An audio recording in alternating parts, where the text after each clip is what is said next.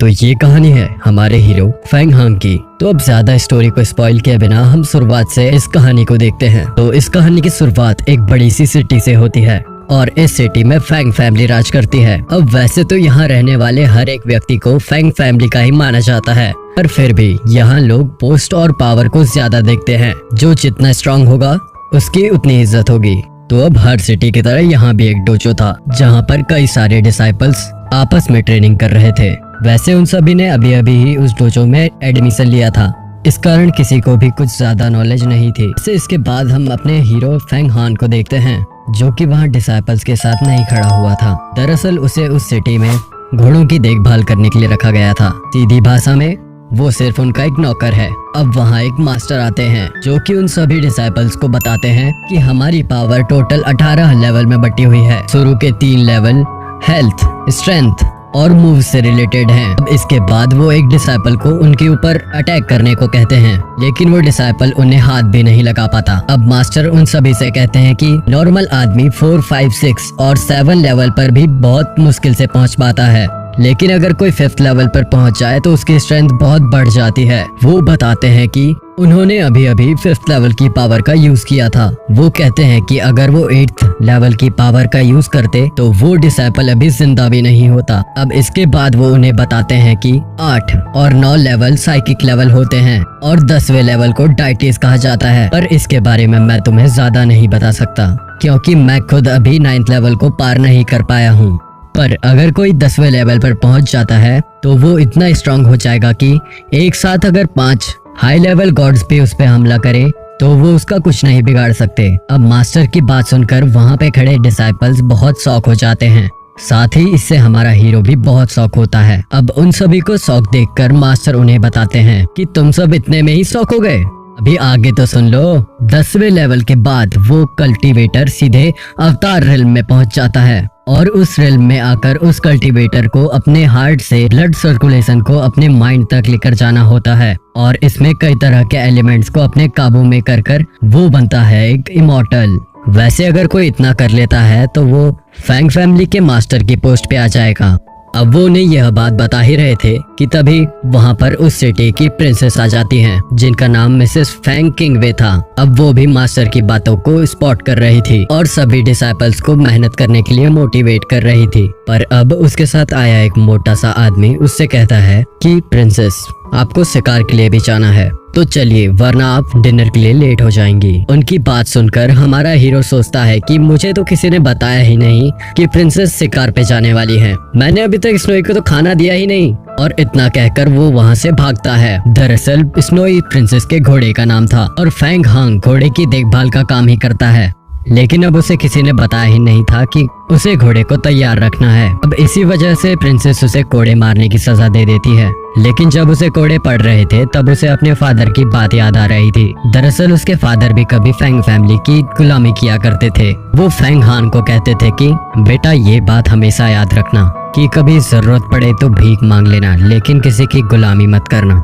अब ये सोच कर उसे बहुत गुस्सा आने लगता है, लेकिन फिर भी वो कुछ नहीं कर सकता था। और फिर प्रिंसेस उसे सिल्वर स्टोन के कुछ टुकड़े दे देती है उसे इतना इंटरटेन करने के लिए, और फिर वो वहाँ से चली जाती है। अब कुछ समय बाद रात के टाइम पर हम एक आदमी को देखते हैं। वो बाय हाई चैन था। अब वो जंगल से भागते हुए जा रहा था क्योंकि डोजो में सभी डिसाइपल्स को पढ़ाने वाले मास्टर उसका पीछा कर रहे थे और उनके साथ कुछ सोल्जर्स भी थे।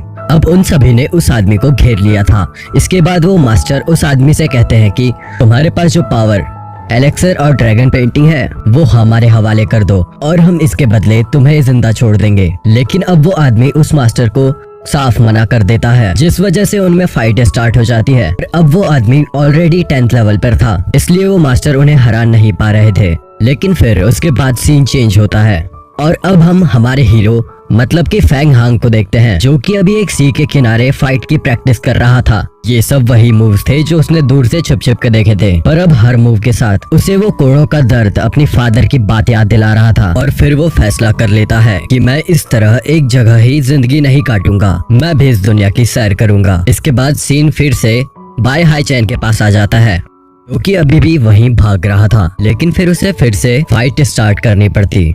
जिसमें उसका जीतना पक्का था। पर तभी वहाँ प्रिंसेस फेंग जिंग सुई आ जाती है। अब मैं आपको बता दूं कि जिंग सुई ऑलरेडी अवतार रिल्म में पहुंच चुकी है, जिसकी वजह से उनकी सुपर नेचुरल पावर एक्टिवेट हो चुकी है। तो अब बाय हाईचैन उनसे फाइट करना तो दूर, इसके बारे में सोच भी नहीं सकता था। इसलिए अब वो मौका देखकर वहाँ से भाग जाता है। लेकिन जिंग सुई तो हवा में थी, वो उसे आराम से कैच कर लेती है। बाय हाईचैन आगे भाग भी नहीं सकता था, इसलिए जब जिंग सुई उसकी तरफ अटैक करती है तो वो उससे बच नहीं पाता, मगर अचानक से उसके ड्रेस से एक पेपर निकालता है और उसे कवर कर पानी में ले जाता है। जिंग सुई उसका पीछा नहीं कर सकती थी, इसलिए वो उसे जाने देती है। लेकिन वो सीधा उस जगह पे पहुंच जाता है जहाँ पे फेंग हांग प्रैक्टिस कर रहा था। तो अब जैसे ही उसका ध्यान बाय हाईचैन पे जाता है, वो तुरंत उसकी नस चोक करता है। पर हाईचैन ऑलरेडी मर चुका था, क्योंकि जिंग सुई के अटैक की वजह से उसे बहुत चोट आई थी। पर अब फेंग हांग इसमें कुछ नहीं कर सकता था, इसलिए वो उसे तानकर थोड़ा सामने लाता है। लेकिन तभी हाईचैन के पास से वो एलिक्सर बाहर गिर जाता है, जिसे देखकर पहले तो हमारा हीरो सोचता है कि उसे वो रख लेना चाहिए, लेकिन फिर उसे लगता है कि एक मरे हुए आदमी से चोरी करना तो डूब मरने जैसी बात होगी, इसलिए वो उसे वापस हाईचैन के कपड़ों में रख देता है। इस कारण तुरंत ही वो फिर से जिंदा हो जाता है। पर गलती से वो फेंग हांग को गलत समझ लेता है। उसे लगता है कि फेंग हांग उससे वो एलिक्सर चुरा रहा था, लेकिन फिर वो फेंग हांग की बॉडी पर कोड़ों के निशान देखता है और समझ जाता है कि ये फेंग फैमिली की ही करतूत है। पर अब हाईचैन के पास ज्यादा टाइम नहीं था, इसलिए वो अपने एलिक्सर को फेंग हांग के हार्ट में सेट कर देता है। साथ ही उसे वो ड्रैगन पेंटिंग भी दे देता है और कहता है कि तुम्हें मेरी मौत का बदला फेंग जिंग सुई से लेना होगा। अब वहीं हाईचैन की डेथ हो जाती है और फेंग हांग से उसके लास्ट वर्ड यही थे कि तुम्हें बहुत मेहनत करनी है। अब अगले दिन हर रोज की तरह वो घोड़ों को घास खिला रहा था। तब वहाँ पर वो मोटा आदमी आता है और सबको बताता है कि प्रिंसेस कुछ दिन में दूसरे माउंटेन पर जाने वाली है, इसलिए वो अपने साथ ले जाने के लिए बहुत से स्ट्रॉन्ग लोगों को ढूंढ रही है। अब ऐसे ही मजाक में वो फेंग हांग से भी कहता है कि क्या तुम्हें भी हमारे साथ जाना है। पर फिर वहाँ पे सभी लोग फेंग हांग का बहुत ज्यादा मजाक उड़ाते हैं। इससे उसे अंदर ही अंदर बहुत गुस्सा आता है और वो वहाँ से चला जाता है। अब उसे भी स्ट्रॉन्ग बनना था, इसलिए वो सीरियसली प्रैक्टिस स्टार्ट कर देता है। तो अब उसे फर्स्ट लेवल, जो कि ऑलरेडी क्लियर था, मतलब कि उसकी बॉडी पहले से ही आगे बढ़ने के लिए सही थी। फिर सेकंड लेवल मतलब स्ट्रॉन्ग होने के लिए वो एक स्टोन को पकड़कर एक ही जगह पर खड़ा रहता है। अब इसके बाद थर्ड लेवल, जो कि मूव्स के लिए होता है, वो वही स्कूल में छुप छुप कर देखे हुए मूव्स को ट्राई करता है। साथ ही न्यू मूव्स भी उसी तरह छिप छिप कर सीखता है। अब फिफ्थ लेवल की बारी आती है, जो कि था बैलेंस। अब वो स्पीड के साथ बैलेंस करने का ट्राई करता है, लेकिन इसके कारण वो अपना मजाक भी उड़वा लेता है। पर वो रुकने कहाँ वाला था, धीरे धीरे वो फोर्थ लेवल को भी हासिल कर लेता है। अब इसके बाद फिफ्थ लेवल में उसे अपनी स्ट्रेंथ को बहुत ही ज्यादा स्ट्रॉन्ग करना होगा और वक्त के साथ वो उसे भी हासिल कर लेता है। अब इससे वो बहुत खुश था, क्योंकि उसने एक महीने में 5 लेवल हासिल कर लिए थे। अगले दिन एक बार फिर उसकी किस्मत उसका साथ देती है, क्योंकि जब आधी रात को वो अपने घोड़े को अपनी ट्रेनिंग की कहानी सुना रहा था, तभी वहाँ पर उस जगह पे काम करने वाले लोग आ जाते हैं, जो कि फेंग हांग को परेशान करने के मूड में थे। अब वो उससे कहने लगता है कि तुम रात को घोड़े चोरी करते हो ना। पर फेंग हांग उन्हें बहुत समझाता है कि नहीं, ऐसा नहीं है। अब वहाँ वो मोटा आदमी भी आ गया था और वो भी वही बात मान लेता है कि फेंग हांग जरूर चोरी करने ही आया था। लेकिन फिर फेंग हांग उन लोगों को अपनी ताकत का एक नमूना दिखाता है।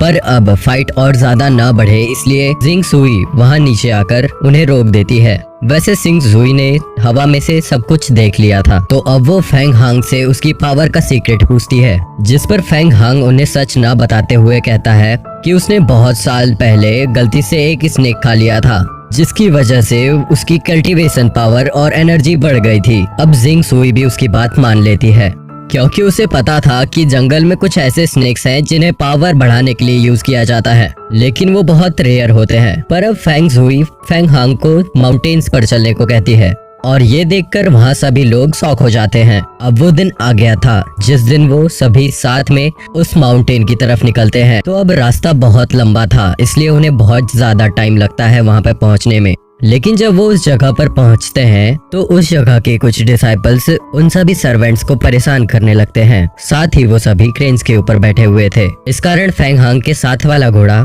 जो कि प्रिंसेस का है, वो थोड़ा घबरा जाता है और आसपास भागने लगता है। लेकिन वो डिसाइपल्स क्रेन्स के थ्रू उसे लात मारकर दूर फेंक देते हैं। अब फेंग हांग उसे बचाने जाता है, पर वो पहले ही खाई में गिर चुका था। इस कारण फेंग हांग को बहुत गुस्सा आ जाता है और वो ऊपर आकर सभी डिसाइपल से कहने लगता है कि तुम्हारी वजह से मेरे घोड़े की जान चली गई। पर इस सब से उन डिसाइपल्स को कोई फर्क नहीं पड़ रहा था, बल्कि वो अब फेंग हांग को ही परेशान करने लगते हैं। लेकिन तभी वहाँ सिंग जुई आ जाती है और उन्हें ये बात बिल्कुल पसंद नहीं आती कि कोई उनके आदमियों को परेशान करे, इसलिए वो एक एक करके उन सभी सिंग जुई की तरह अवतार रिल्म में है। लेकिन बस थोड़ी अफवाहें फैली हुई है कि ये लड़का अपने लेवल जितना स्ट्रांग नहीं है, और ये बात यहाँ सच भी हो जाती है कि सिंग जुई बाकी बचे हुए डिसाइपल्स को भी उसके सामने मार देती है, और इसमें जिंग सिताई उन्हें रोक भी नहीं पाता और वहाँ से भाग जाता है।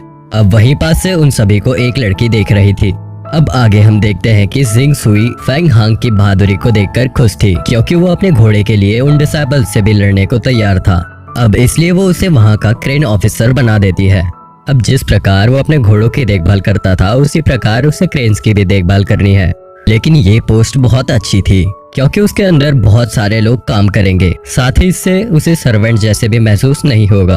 अब सिंग जुई उसे एक चीज देती है जो कि स्पिरिट बीस्ट टोकन था। वो कहती है कि इससे तुम क्रेन्स को समझ पाओगे, और अब वो वहाँ से चली जाती है। तो इसके बाद हम देखते हैं कि वो मोटा आदमी उस टोकन को लेने के लिए फेंग हांग का मजाक उड़ाने लगता है, पर फेंग हांग भी इस बार की अपॉर्चुनिटी अपने हाथों से नहीं जाने दे सकता था। लेकिन जब सभी लोग फेंग हांग की तरफ अटैक करने आ जाते हैं, तभी वो लड़की जो उन पे बहुत दूर से नजर रखी हुई थी, वो वहाँ आ जाती है। अब वैसे तो वो बहुत क्यूट होने के साथ साथ बहुत स्ट्रांग थी, पर फिर भी ये बात अपने हीरो फेंग हांग को तो नहीं पता थी, इसलिए वो उस लड़की को प्रोटेक्ट करने के लिए आगे आ जाता है और उसे पीछे रहने को ही कहता है। अब वहाँ पर फाइट स्टार्ट होती है, लेकिन हमें पता है हमारा hero Feng Hong 5th level पर पहुँच चुका है, इसलिए उसे हराना उनकी बस की बात नहीं। साथ ही अब फेंग हांग उस मोटे आदमी का मजाक उड़ाता है और उन सभी डिसाइपल से कहता है कि अब तुम मेरी बात मानोगे। वो लोग आगे बढ़ने लगते हैं, लेकिन फेंग हांग अभी वहीं रुका था, क्योंकि वो लड़की उसका नाम पूछती है। साथ ही फेंग हांग भी उससे उसका नाम पूछता है। तब उसे पता चलता है कि वो लड़की तो एक दूसरे माउंटेन की प्रिंसेस है और उनका नाम है प्रिंसेस सियाओ।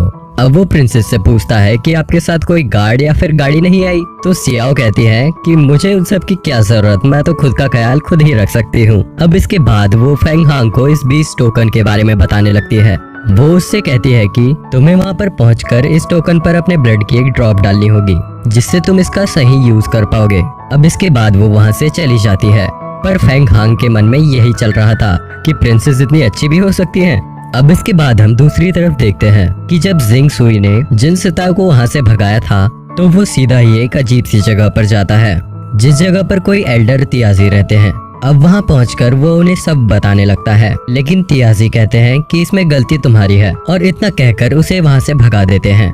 इस सब के बाद हम वापस से हमारे हीरो के पास आ जाते हैं, जहाँ हम देखते हैं कि अब वो उस जगह पर पहुंच चुका था जहाँ पर सभी क्रेन्स को रखा जाता है। अब बैरियर के अंदर जाकर उसके सामने एक क्रेन आती है, लेकिन उसे याद आता है कि सियाओ ने उसे उस 20 टोकन पर अपने ब्लड की एक बूंद डालने को कहा था। अब जैसे ही वो उस टोकन पर ब्लड की एक बूंद डालता है, तो अचानक उसे एक आवाज सुनाई पड़ती है। वो आवाज किसी और की नहीं बल्कि वहीं खड़ी उस क्रेन की थी। अब धीरे धीरे हमारे हीरो और उस क्रेन के बीच फ्रेंडशिप हो जाती है, जिसके बाद वो क्रेन कहती है कि हम सबको बाहर घूमने जाना है, हम यहाँ बोर हो रहे हैं। तो अब फेंग हांग उनकी बात मानकर उन सभी को जाने देता है और अपने 20 टोकन से आसपास बने प्रोटेक्शन बैरियर को हटा देता है। अब सभी क्रेन्स के जाने के बाद वो सोचता है कि सच में घोड़ों के ख्याल रखने से तो ये काम बहुत ज्यादा अच्छा है, और फिर वो उस ड्रैगन पेंटिंग को देखने लगता है। लेकिन अभी भी उसे कुछ समझ में नहीं आ रहा था कि आखिर इसका काम क्या है। तो अब इसके बाद हम फिर से जिन सिताई को देखते हैं, जो कि इस बार किसी बड़े मास्टर के पास गया था, जिन्हें वो सीनियर हुआ कह के पुकार रहा था। तो अब वो उन्हें बताता है कि करीब 1 महीने पहले वो बाय हाइचेन के साथ फेंग फैमिली के बारे में इंफॉर्मेशन निकालने गया था, लेकिन जिंग सुई की वजह से उसका पूरा प्लान खराब हो गया, और अब उसे यह लगता है कि शायद वो ड्रैगन पेंटिंग जिंग सुई के पास है। लेकिन इस बात पर सीनियर उसे ये कहकर जाने को कहते हैं कि हमारे पास कोई पक्का प्रूफ नहीं है, और जहाँ तक बात है तुम्हारे डिसाइपल्स की जिन्हें जिंग सुई ने मारा, तो उनका अभी हम कुछ नहीं कर सकते। तो अब उनकी बात मानकर जिन सिताई वहाँ से चला जाता है। फिर हम देखते हैं कि अब सभी क्रेन्स वापस लौट चुकी थी, और उस वक्त फेंग हांग कुछ लोगों को उनका खाना लगाने को कह रहा था, और अब हमारी वाली क्रेन वहां आती है, जिसे देखकर फेंग हांग दोनों आदमियों को वापस जाने को कह देता है। तो अब क्रेन फेंग हांग को कहती है कि मुझे रोज का खाना नहीं खाना है, मुझे आज कुछ अलग ही खाना है। तो अब उसकी बात मानकर फेंग हांग कहता है ठीक है, तो हम जंगल में चलते हैं, वही तुम्हें जो खाना हो खा लेना। तो फिर अब वो क्रेन के ऊपर बैठकर जंगल की तरफ चला जाता है। इसमें भी बहुत मजा आ रहा था, साथ ही बहुत मस्ती मजाक करते हुए आगे बढ़ते जा रहे थे। लेकिन इस कारण वो बहुत दूर पहुंच चुके थे। पर क्रेन फैंग हांग से कहती है कि चिंता मत करो, हम रास्ता नहीं भूलेंगे। लेकिन अब वो आगे बढ़ ही रहे थे कि तभी उन्हें वहाँ पे कुछ दिखता है। तो क्रेन फैंग हांग से बोलती है कि दरअसल ये इविल इंसेक्ट का डार्क फ्यूम है। अब वो दोनों वहाँ से तुरंत ही पूरी स्पीड में भागने लगते हैं। लेकिन जो आदमी उस डार्क फ्यूम को कंट्रोल कर रहा था वो उन्हें देख लेता है और अपना डार्क फ्यूम उनकी तरफ फेंक देता है। अब क्रेन पूरी कोशिश करती है, लेकिन फ्यूम की स्पीड ज्यादा तेज थी, इस कारण वो बच नहीं पाते और क्रेन बेहोश हो जाती है। पर अब इसके बाद फैंग हांग के पास जो ड्रैगन पेंटिंग थी वो अब ग्लो करने लगती है।